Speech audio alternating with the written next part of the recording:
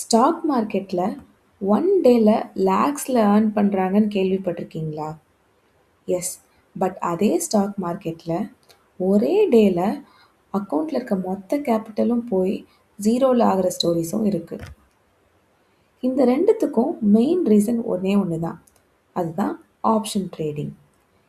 இந்த வீடியோவில் ஆப்ஷன் ட்ரேடிங்னா என்ன, எக்ஸாக்டாக அதுக்கு என்ன மீனிங், எப்படி அது ஒர்க் ஆகுதுன்றதை சிம்பிளாக எக்ஸ்பிளைன் பண்ண போகிறோம். இது மெயினாக பிகினர்ஸ்க்கான வீடியோ தான். ஆப்ஷன் ட்ரேடிங் பற்றின வீடியோஸை ரெகுலராக ஒரு சீரீஸ் மாதிரி போஸ்ட் பண்ண போகிறோம். ஸோ மறக்காமல் சப்போர்ட் பண்ணுங்கள், சேனலையும் சப்ஸ்கிரைப் பண்ணிவிடுங்க. ஸோ எபிசோட் 1லேருந்து introduction and at the episode ஃபைனலாக டெமோ வரைக்கும் இருக்கும். ஸோ வாங்க வீடியோக்குள்ளே போகலாம். இப்போது நிஃப்டியோட வேல்யூன்னு பார்த்தீங்கன்னா 26,046 ரூபா, சரியா? ஸோ முதல்ல ஆப்ஷன் ட்ரேடிங்கில் இந்த சார்ட்டில் என்னென்னலாம் பேசிக்ஸ் இருக்குதுன்னு நம்ம தெரிஞ்சுக்கணும், சரியா? ஸோ இப்போது 26,046 ரூபா, கரெக்டாக? ஸோ ஆப்ஷன் ட்ரேடிங் பொறுத்த வரைக்கும் நம்ம ஒரு ஷேரை பை பண்ணோன்னா என்ன பண்ணுவோம்? அதோட அமௌண்ட்டை கொடுத்து நம்ம ஷேரை பை பண்ணுவோம். இதே ஆப்ஷன் ட்ரேடிங்கில் நம்ம அந்த ஷேரோட ப்ரைஸை கொடுத்து பை பண்ணணும்னு அவசியம் கிடையாது. இன்ஸ்டெட் நம்ம அந்த ப்ரீமியம் அமௌண்ட்டை தான் பே பண்ணுவோம். இப்போ நான் அந்த நிஃப்டி இதை நான் பை பண்ண போகிறேன், சரியா? ஆனால் 26,000 தான் என்கிட்ட இருந்து நான் பை பண்ணணும்னு அவசியம் கிடையாது. என்கிட்ட இந்த மினிமம் ப்ரீமியம் அமௌண்ட் இருந்தால் போதும். நான் ப்ரிடிக்ட் மட்டும் பண்ணிக்கணும். ஸோ ஃபார் எக்ஸாம்பிள் இன்றைக்கி தேதி என்ன தேதி இன்றைக்கி என்னன்னு பார்த்தீங்கன்னா 13 டிசம்பர். இதே நிறைய நிறைய டேட்ஸ் இருக்கும், சரியா? So 16 December, 23, 30, 6 January. ஸோ நான் ஏதாவது ஒரு டேட்டை இன்னும் 3 நாளுக்குள்ளே 16 டிசம்பர் வந்துடும். ஸோ நான் சும்மா அதை தொடுறேன். ஸோ நான் என்ன ப்ரிடிக்ட் பண்ண போகிறேன்னா 16 டிசம்பருக்குள்ளே இந்த 26,046 ரூபான்னு இருக்க நிஃப்டி அதிகமாகும், 26,100 ரூபா வரும் அப்படின்னு நான் நினச்சி நான் அந்த ப்ரீமியம் நான் வாங்க போகிறேன். ஸோ பினா பை, எஸ்னா செல், சரியா? ஸோ நான் இப்போ பை பண்ணணும்னு நினைக்கிறேன். ஸோ 75 யூனிட்ஸ் இருக்குது ஒரு லாட்டில். ஸோ இங்கே பாருங்களேன், 59 ரூபாயா ஒரு ப்ரீமியமோட ப்ரைஸு.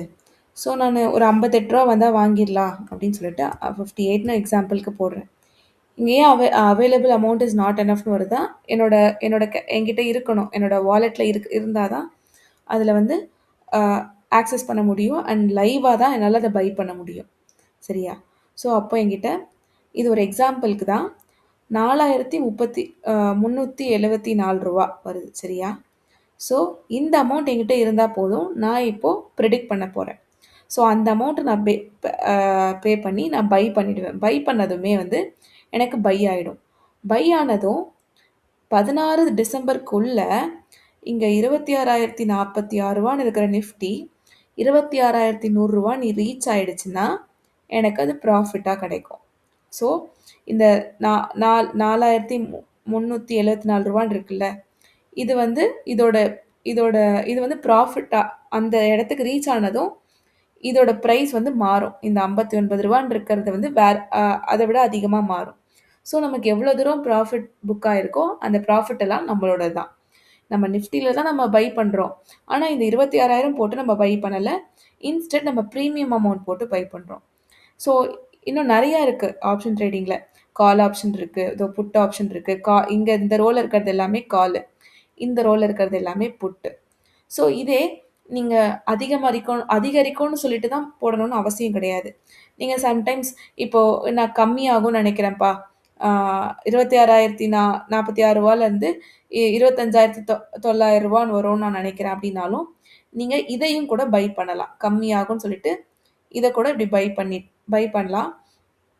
அப்போ அதோட ப்ரீமியம் ப்ரைஸ் பார்த்தீங்கன்னா கம்மியாகும் அப்படின்றதுக்கான ப்ரீமியம் ப்ரைஸ் 25 ரூபா, சரியா? அது ஒன்றுத்துக்கும் ஒரு மாதிரி இருக்கும். ஸோ நான் 16th டிசம்பர் தான் நம்ம வாங்கணும், 3 டேஸில் எக்ஸ்பயர் ஆகிறதா வாங்கணும்னு அவசியம் கிடையாது. ஸோ இன்னும் 10 டேஸ் இருக்குது. ஸோ அதனால் 23rd டிசம்பரும் நான் வாங்கலாம். ஸோ நம்ம எதை வேணாலும் நம்ம வாங்கலாம்.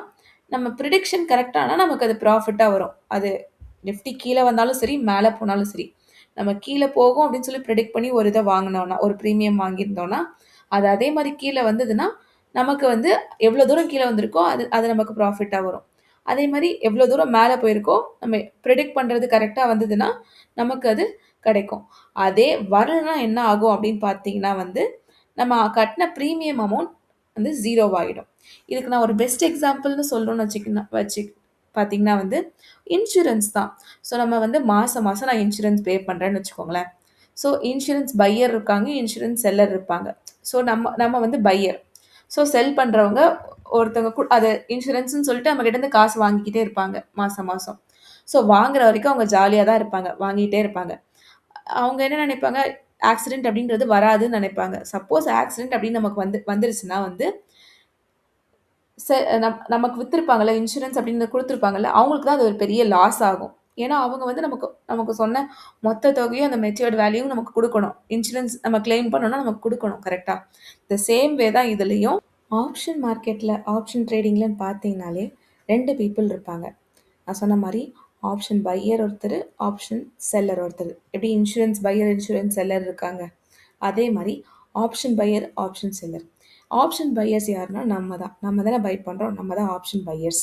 ஸோ நமக்கு எப்படின்னா வந்து லாஸ் அப்படின்னா லிமிட்டடா தான் லாஸ் ஆகும். ஏன் அப்படின்னா வந்து நம்ம பிரீமியம் நம்ம ஃபுல் அமௌண்ட் குடுத்து வாங்குறது கிடையாது. நம்ம பிரீமியம் அமௌண்ட் மட்டும் தான் கட்டி வாங்குறோம்.